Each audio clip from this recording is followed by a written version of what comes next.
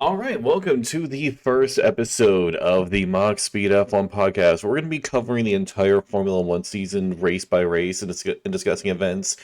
We may be doing other episodes here discussing other things, but at least for the time being, we're going to be focusing just on each race throughout the entire 2024 Formula One season. So, of course, starting off, we have the Bahrain Grand Prix. So, we're going to start off with a race overview and really just a weekend overview for the most part. This will be the first of 6 talking points that we go through. 4 we're going to keep consistent, and then the final 2 are really just going to be discussing current events around the weekend. Not necessarily it has to be involved directly with the race, but if it's involved in Formula One, somehow we're going to cover it. Like, we aren't going to cover something entirely unrelated, obviously. But anyways, and getting to the point, there was a lot going on before the season even began. The entire Formula One community imploded, I count at least 3 times, just during all that. Which we'll be getting to some of those points soon, a little bit later on. But yeah, going into the race, we had a lot of speculations thanks to preseason testing, and uh, Alpine certainly had an interesting livery. A lot of people complained about the carbon, although we will go into detail regarding Alpine later, because that's its entire own talking point that we have.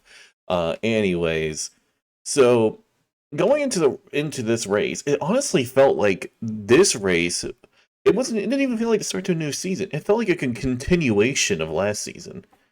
It didn't feel like a brand new, fresh restart, a whole grid shakeup or anything like that. Like, Red Bull still like miles ahead with Ferrari, McLaren, Mercedes playing catch up, and we have Aston just a further step behind. The only big shocker was, well, Alpine, but again, we'll get to that soon. Um, yeah, the race overall though, as a season opener, it was the opener of all time. Just it was as mid as you can get. Yeah. Yeah. Anything specific though during the race that you were surprised by? I mean, the only thing I could say I was surprised by was Ferrari actually duking it out without team orders. Because they've been known for major team orders of don't fight, let them by, hold them up. This time they're just like, we'll come back to you, and then all of a sudden you see signs battling McLaren getting by next to them. Yeah. Honestly, Pat, that entire bit was incredible. They just let them go at it, and you know what? It's the season opener, so no need to do any team orders at all. Am I right, RB? Am I right? Well, we're gonna get to that later. But yeah, the race was honestly not too interesting for the most part. As a McLaren fan, really happy with the result. Yeah. It's an Yes. improvement over the last 2 Yeah, seasons. the improvement is indeed massive, and I mean, a lot of people have doubted McLaren over the years. And well, Zach Brown always said, hey, we still gotta rebuild. Give us time to like 2024. That's what we're expecting. 2024, 2025, and sure enough, here they are. And already at one of their potentially worst tracks, they're still competitive and able to go toe to toe with Mercedes, which Yeah, says and something. it does definitely say something. And Jeddah, it's actually one of their it's not a great track for them, but it's better than Bahrain. I I'm agree. interested to see how they look because if you remember last season I believe they finished about 16th, 17th, something in there Yeah, for Bahrain, and then in Jeddah they got points. yeah. Actually, by the time this video is uploaded, it'll probably have already been FP1 and FP2 Yeah, for Jeddah. So we'll be finding out by the time this video is uploaded. Still, a lot of interesting stuff. I kind of feel bad because I had a feeling going into the season there was going to be a very clear gap between the top 5 teams and the bottom 5, and I feel like we already saw it. yeah, we already did see that. Like, we really, if I had to put the field in order, it's just Red Bull on its own level, Ferrari, McLaren, Mercedes Yep. in a sphere below that, Aston Martin in no man's land. And then after that, you got RB, Sauber, Williams, and Haas. And then just Alpine languishing in the bottom. Yeah. I mean, if you look at the race results, I mean, it already shows it pretty much exactly what you said, Red Bull. Then you go with Ferrari, Mercedes, McLaren, just a mix in there because I mean it was Sainz, Leclerc, Russell, Norris, Hamilton, Piastri. They were all mixed in. And then Aston Martin didn't finish until like another 20 seconds each apart. And then everyone else was a lap, at least one lap down. That already shows you how massive the gap is. And Yeah. granted, it's still only Bahrain. We're talking race one out of 24 this season with multiple sprints to go down the line with multiple upgrade packages, etc. I So mean, obviously yeah, the call can absolutely. change, but Yeah, I mean, this is the this longest season, so there's a lot left to go. There, and it's already concern for some of the teams that are already being lapped. yeah, there is some foreboding signs, but moving on from the race, let's move on into the second point, star of the weekend. So basically, like this can apply to either a driver or a team, just depending on which one we think did best, and each of us are always gonna. We may end up having the same one, and if so, I mean that means they did an absolutely spectacular job. I have someone in mind already, but I want to hear what yours is first. I'm gonna do this one. It's been a little bit quiet, but I've been dead set on this since the race ended. Zhou Guanyu. Yeah, I can understand Joe, but while he did do a great job, I can think of two drivers, well, three, who I think did better than him. Mhm. I still put him like top five of that weekend. He did a great job. I feel like his ability was slightly inflated by the fact that Bottas got absolutely ruined in the race. And Which, so, teammate is always the first benchmark. yeah, and I'm not gonna disagree with that, but it also says something. You go from 17th to 11th. He did not get points. I will say that he did not get points, but But he was on the in cusp. in that lower midfield range where everyone's duking it out, he's able to get ahead and stay ahead of them. And I think he was only, if he wasn't lapped down, I think he was like 10, 15 seconds behind Stroll, Yeah. which in the grand scheme of things for Sauber that's really strong. Yeah, I agree though that it's a good start for them. They just need to continue building upon that. And if Joe continues performing like that the rest of the season, he's going to continue to remain in this sport. But I mean, I think Joe is one of those drivers who is kind of on the verge of either securing his spot or losing it entirely. Another one in that potential loss is Logan Sargent, I think. Although the Is that issues who that you he had start? this race were not his fault. Is that who you? Well, that's not your star. Never mind. Yeah, no, star of the weekend for me is actually Carlos Sainz. I agree. Yeah, He I was mean, fantastic. yeah, I mean, sure, he lost his seat to Lewis Hamilton, and I mean, it's Lewis Hamilton. There's I nothing to be can't ashamed argue. of in losing to that. Like, still, he hit the ground running this weekend. This Mhm. is typically one of Leclerc's best tracks, and And Sainz just came one of in and Sainz's just worst, established himself. arguably, it's one of Sainz's worst.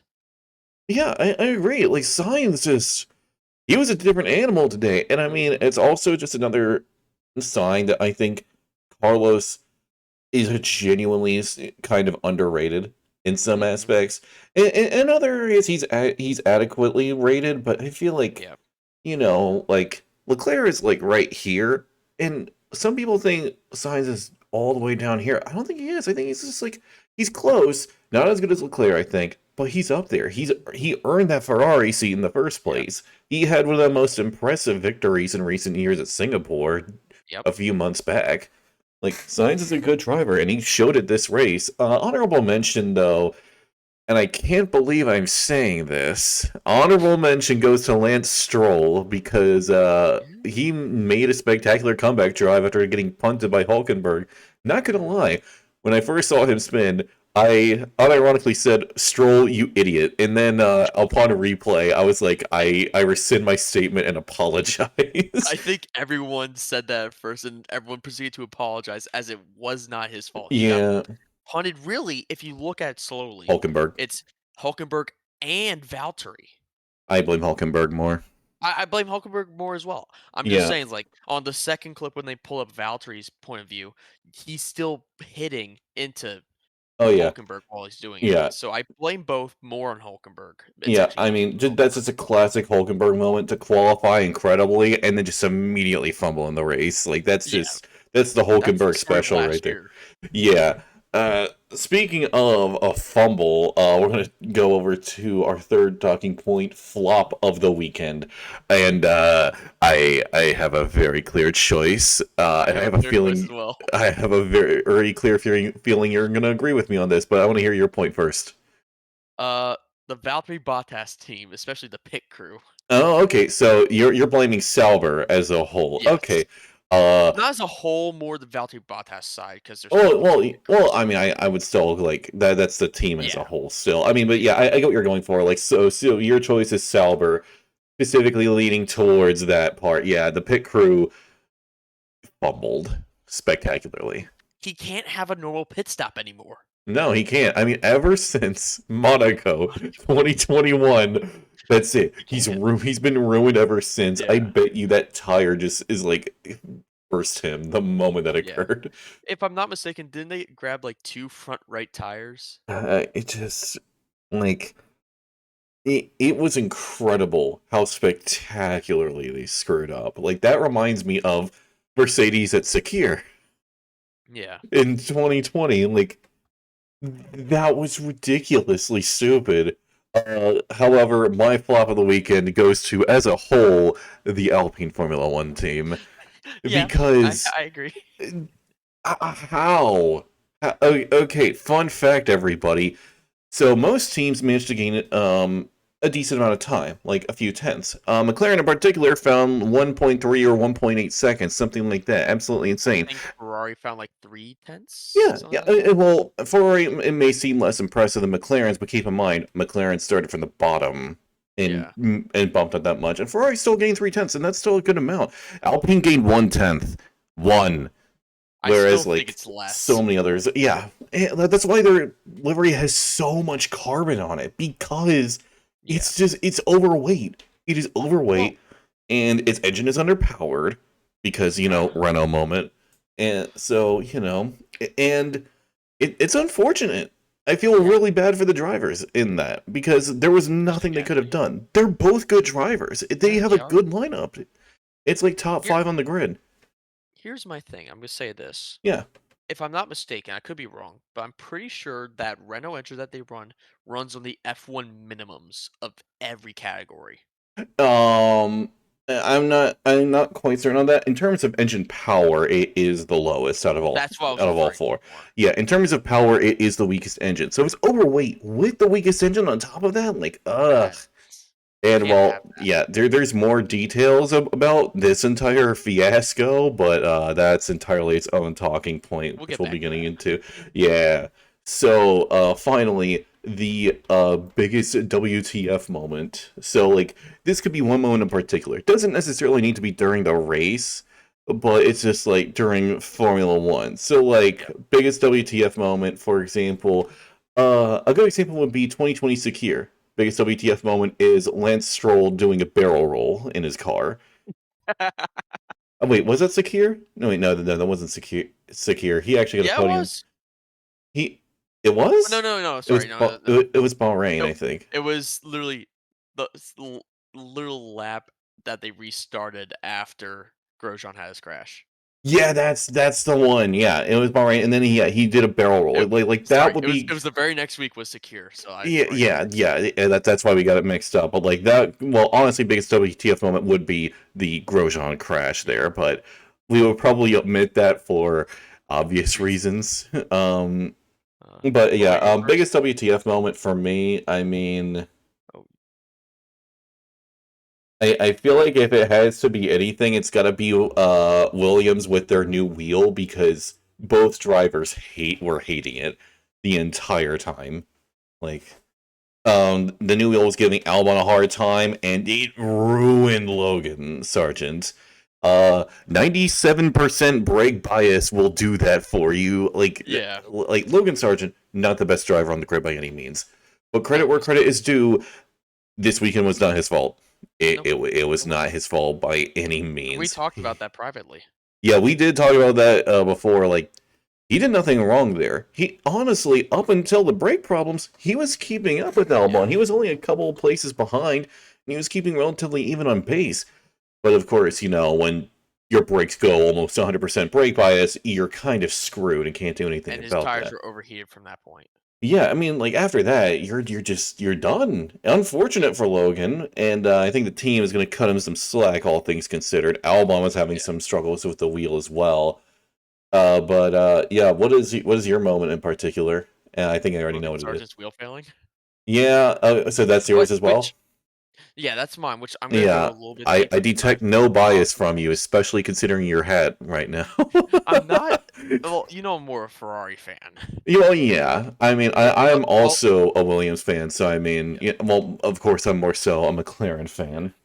But I will say this, because I did a little bit more digging. Because I watched the Val's verdict because I have the Williams app and all that stuff.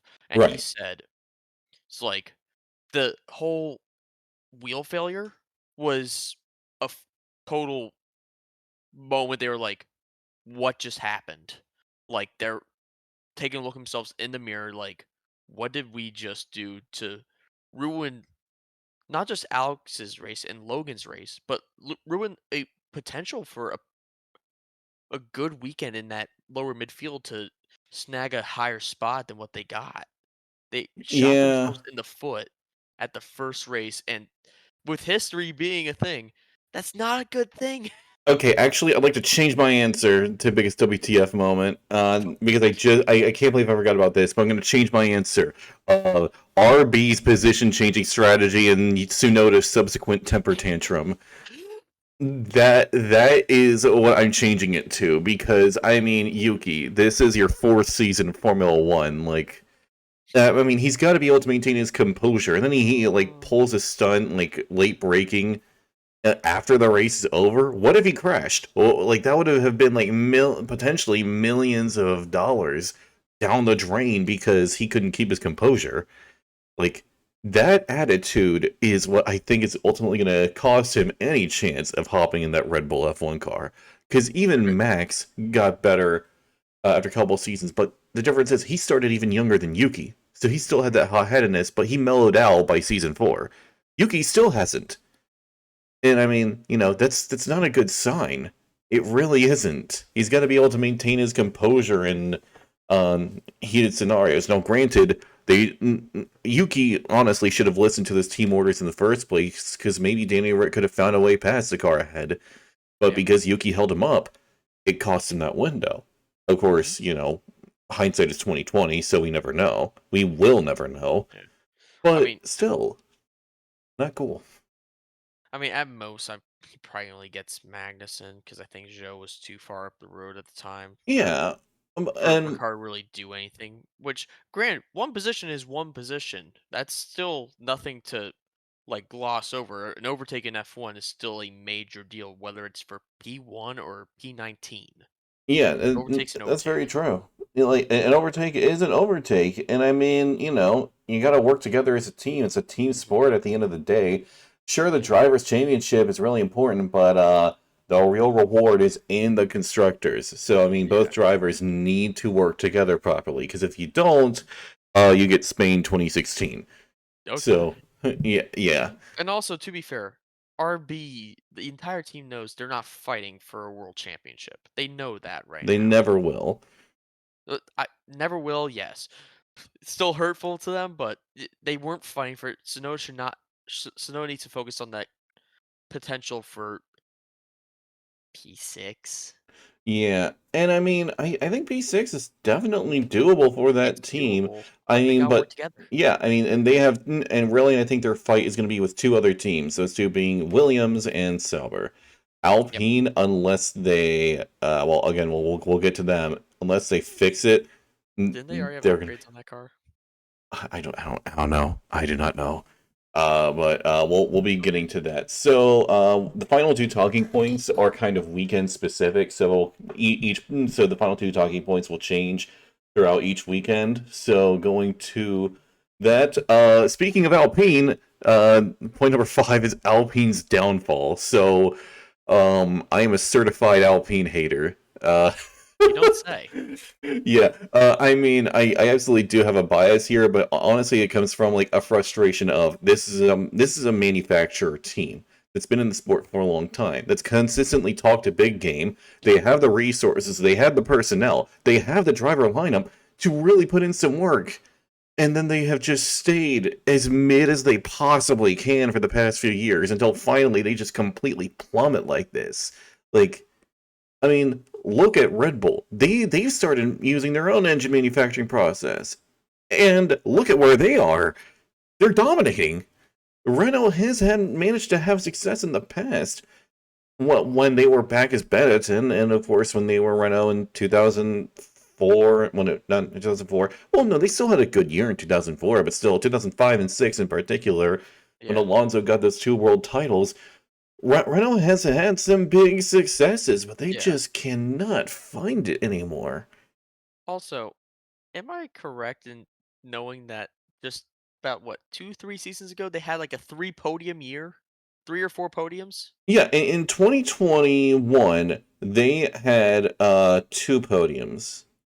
I thought it was Um, three because I think Ricciardo had two, then Ocon had one Oh, in oh, this year. 2020, yes, they had three podiums. Ocon got one and Ricardo got two. But 2021, they got a race win. Granted, they had some luck going their way. Still, a win's a win. And they got a podium with Alonso. They almost got another one in Jeddah until Bottas just snagged it from Ocon the last moment. But I mean, they've had good years. They've had Yeah. competitive years recently, and they're a manufacturer team.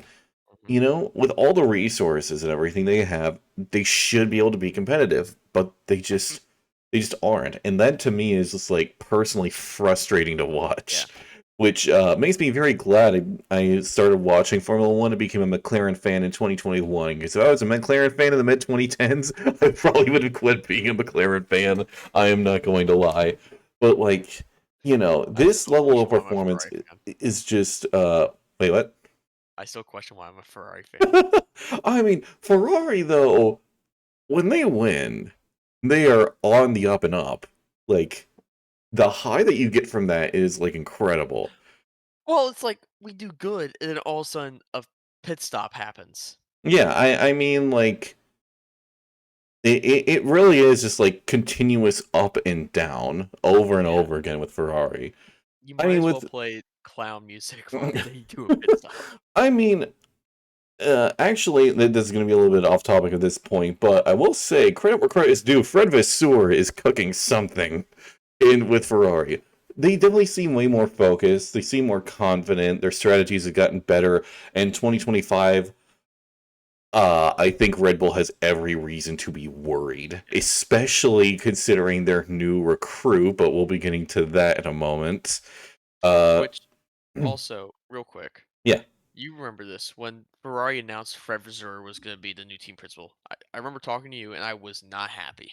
yeah. You weren't happy. I was because I mean I didn't think it was gonna go well. I honestly did not think it was gonna go well. I thought we were well, gonna have another Bonato and just be further into the mud. yeah, I understand that. I mean, like I'm of the belief that like Italians work best when being run by a non-Italian, and it's also kind of vice versa, where like non-Italians work best when being run by an Italian. Case in point, McLaren, and the other way around with Ferrari. Fred Vasseur leading the Italian outfit. Like it just seems like I don't. It may be like an atmospheric difference. Like Fred Vasseur brings something a little bit different to the table than standard things. And it Yeah. can easily just be, cultural differences. And that variety in those different perspectives can really help open eyes. Right. I mean, also, the guy is just like a really charismatic person. So, I mean, He that really is. helps. He is. That helps a lot. Yeah, charisma is like, it's such an important thing to have in the sport. I Mhm. mean, look at Danny Rick. He got back into the sport like through sheer charisma. Like 50% of it was just that, just sheer charisma and marketability that he has. The other 50% was he still got it, and he's just trying to get that mojo back. And he also wants to get back in that Red Bull. Oh, he absolutely wants to get back in that Red Bull. He wants to win again. Uh, but you had your last point. Yeah, I mean, Alpine, I mean, they've been further just crushed by their technical and aerodynamics head both departing the team as they quote unquote seek new challenges. And another member of the personnel is also departing and moving over to Aston Martin. And right now, given everything that's going on, I can only imagine Alonso and Piastri just in a private chat together, just going, "Man, we dodged a bullet there." Of course, I think Alonso, it's like, "Oh, I knew that was going to happen. I facilitated it." He probably did. Alonso is a supervillain, and I love him for it. Like he's absolutely a villain. He acknowledges that himself. He outright states he is a villain. But let's face it, villains are awesome. Why do you think Darth Vader is the face of Star Wars and not Luke Skywalker? Because villains are cool. Okay, like I do hope that Alpine does pick themselves back up and get back in there. Yeah. Because I mean, their driver lineup deserves a better car, and I think both of them are incredible drivers. They both managed to snag podiums last year. That says something, you know. Ocon got one in Monaco. That is not something easy to achieve. Right. And, I think Alpine can put themselves back together. McLaren did from where they were in 2017 to now, and they're fighting towards the front. So, I mean, if they can do it, so can Alpine, but they need to do some major restructuring if they hope for that to happen. Right. I hope they do, because, I mean, either that or I sense a certain American team that would be more than happy to buy them out right now. I'm totally not pushing my Andretti Cadillac agenda whatsoever, but anyways. I'm joining that. Yeah. Moving on to the final talking point, like we mentioned with Fred Vasseur's and Ferrari's new recruit, driver market shenanigans. So immediately at the start of the season, well, no, not even at the start of the season, before the season even began, there were rumors. Testing. Yeah, before preseason testing, there were some rumors going around one night, and I was talking with a friend of ours, and I saw some articles about Lewis Hamilton potentially moving to Ferrari. And then I remembered an earlier message that Will Buxton sent out, basically saying, there's an announcement coming by the end of this week, and I feel, and it's like, I don't know what to say about it. And the moment I saw Will Buxton saying that, and I saw that, I put two and two together, messaged my friend like an absolute maniac, like 1:30 in the morning, going, I think this is real. And then he's like, no way, you're out of your mind. Yeah, he's like, you're out of your mind, what are you talking about? And then the next morning, like, everybody's talking about it, and he just messages me in the morning, and he goes, okay, maybe you're onto something. And sure enough, like, later in that very same day, it gets confirmed that Lewis Hamilton, 7-time world champion, has moved to Ferrari, which is kind of interesting, because he's basically been a Mercedes driver his entire life, when you think about it. Because, I mean, he joined McLaren when Mercedes was the works manufacturer for them. Mm-hmm. So he's gotten every single car that he's driven throughout this entire career of his has had a Mercedes power behind it. Mm-hmm. And now suddenly he's moving over to Maranello, which is like that's unbelievable. People would have joked about this kind of stuff happening in like their F1 Game 19 careers and stuff like that. But like, this is real. This is happening. And this is going to shake up the entire grid. Because now we have a Mercedes seat open. And that Ferrari lineup, I feel like, is going to force Red Bull's hand. And unfortunately for Sergio Perez, I doubt he's going to be in that seat in 2025. Right. Because, I mean, he's good. But he's not going to be able to go toe-to-toe with Lewis and Charles. And Red Bull needs a good lineup of two drivers. And Max is on that level, but Max cannot take on both of them alone. He can't. Mm-hmm. Nobody can take on that kind of lineup alone. He needs a good number two. And while Sergio is good, he's not on that level. Right. Like, the only people that I would rate on the same level as Max, Lewis, Charles would be Lando, maybe George on a good day, Alonso, of course. Yeah. But like, and Piastri, I think, has the potential to, and Not yet. same, and well, that's why I said potential. And Albon is an uncertainty, but I think under the right circumstances, he could be up there too. Hmm.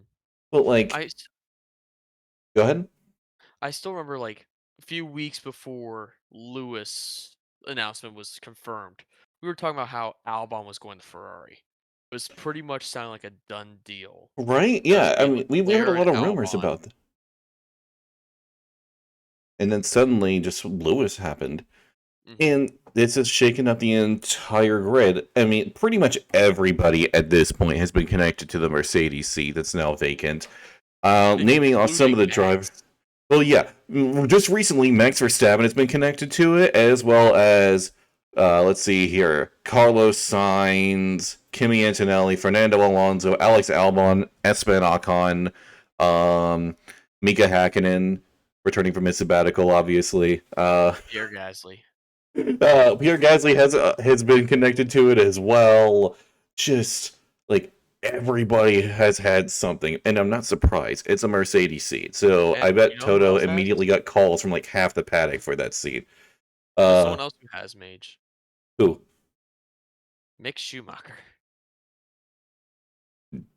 That's not happening. I'm sorry. I'm not saying it is happening. I'm just saying who's been connected. He is connected to it, but I mean, at this point, I don't see him returning to Formula One at all, which is unfortunate because I think Mick just got done dirty during I his have an F1 argument career. against that. I Uh, uh, actually do. okay. If Andretti does show up as an 11th team, I think he could get a shot again. The thing is, I think the only way he is coming back is if he kills it in WEC. That's the only way I see him Which returning. he could. He He could. could. I mean, if he does and he comes back, all the power to him. Props. Yeah. Like that's going to be a very impressive if he manages to make that happen. But Mhm. that's going to be easier said than done. And Mhm. with the way the standards of Formula One drivers have risen in recent years, like last year's grid was one of the best of all time. And it's not because like everybody was that incredible, but because like even the worst drivers on the grid were still pretty good. Like Mhm. it's comparable to the 2012 Formula 1 grid. Of course, the highs were higher, but the lows were lower for the Mhm. 2012 grid compared to last year. And with the juniors in Formula 2, there are like 6 or 7 juniors who could potentially find themselves in a Formula 1 seat next Mhm. year. And there have already been some strong connections. For example, Ollie Behrman appears to be replacing Kevin Magnussen in the Haas But next he year. struggled. That's a speculation. He Well, struggled. Well, yeah, but he's in the Prema, and apparently Prema has absolutely fumbled with their F2 cars this season, Yeah. which explains a lot. And honestly, really at the end of the day, when it comes to junior categories, it's the teammate battles that are more important than anything Mhm. else. And also, Prema can find a way to bounce back, and of course, a quote unquote spec series. It's not. It is not. I'll say this because I've decided I'm going to keep track of F2 this season. This Yes, is like same. the I main am tournament also I'm actually going going to. to. I need to go back and actually The watch the F2 races. the Ugh. I believe they're on. No, I think it's Carlin. It's Carlin because it's Lucas Oil. Well, no, it's not Um, Carlin. It's Rodin now. It's but Rodin. no, Lucas Oil. The Lucas Oil Carlin, No, Carlin doesn't exist or anymore. is it Dams? Maybe it's Dams, but But yeah, it's the it's Carlin no Jack longer exists. it's And Jack Crawford and Juan Manuel Correa. They pretty much drove laps around Prema this weekend. This yeah, past I've weekend. heard a lot about Jack Crawford recently. I mean, it'll be interesting to That see what Bodie? happens. Yeah, but for those who don't know about the F2 thing and all that, Carlin has been completely bought out by Rodin Motorsport, and they now de facto own the team. It is now officially Rodin instead of Carlin now. So that entire team is just gone. Of course, Rodin also not too long ago attempted to put themselves in application in for a Formula One team, and that was denied. Understandably so, because they wanted to base their team in New Zealand.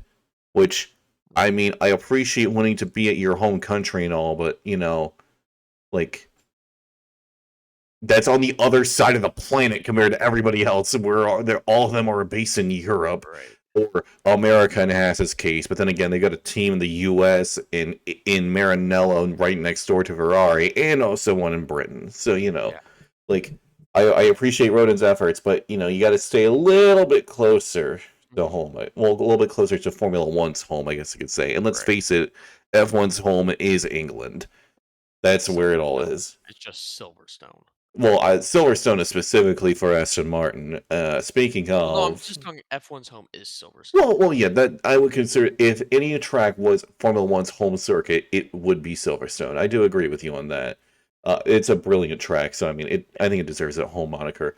Continuing on with the driver market, though, there have been other rumors going on. Now, I'm sure everybody by now knows about the whole Red Bull fiasco that's going on. We aren't going to talk about that because there's still way too much speculation going on, and a lot of there's way more fiction than facts going on. So much stuff has been happening, and so we're gonna wait to talk about that when the smoke clears and everything has been laid out I'm clearly and I'm we have a only gonna bring up definitive one conclusion. rumor that I am behind And fully.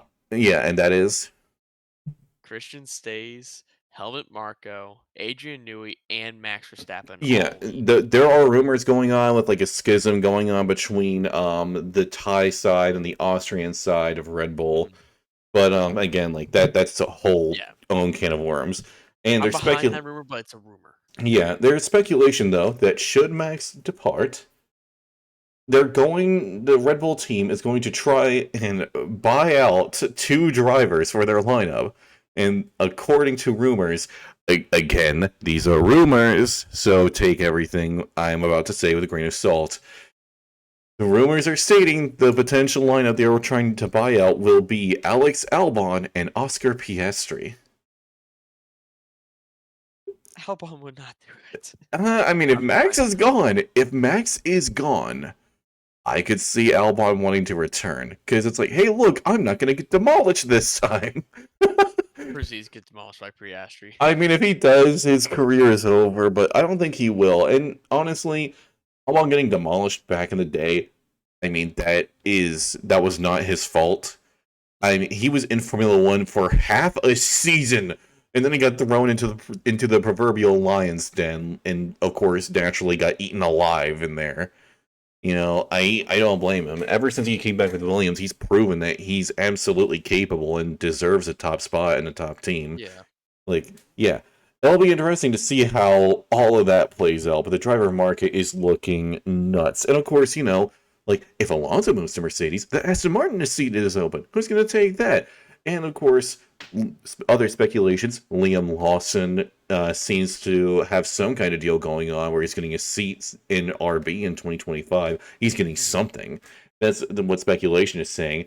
The upcoming F2 juniors, many of which appear to be quite capable and could snag themselves a seat.